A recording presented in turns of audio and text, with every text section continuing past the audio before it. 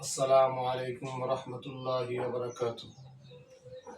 দেশে বিদেশে অবস্থানরত সকল মাদ্রাসার হিতাকাঙ্ক্ষী শুভাকাঙ্ক্ষীগণকে আমার সালাম ও ধন্যবাদ জানাই যে আপনারা সকলেই অবগত আছেন যে আমাদের সামারুল্লাহ মদিনাতুল উলুম হাফিজিয়া মাদ্রাসার বাৎসরিক ইসলামী মহাসম্মেলন অনুষ্ঠিত হয়েছে গত 8 তারিখ রোজ শনিবার।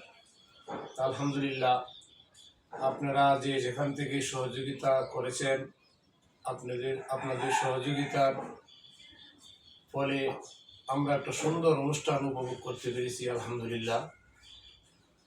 আলহামদুলিল্লাহ, এই বছর আমাদের মাহফিলের সর্বমোট টাকা আসছে, মানে আয় 5,63,667 টাকা।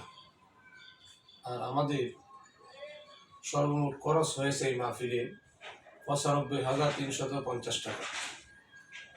খরচ বাদে আমাদের মাদ্রাসার ফান্ডে অবশিষ্ট টাকা আছে 4,68,317 টাকা।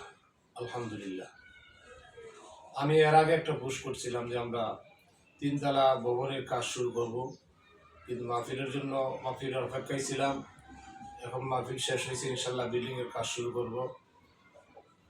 অবশিষ্ট টাকা দিয়ে ইনশাল্লাহ শুরু করব।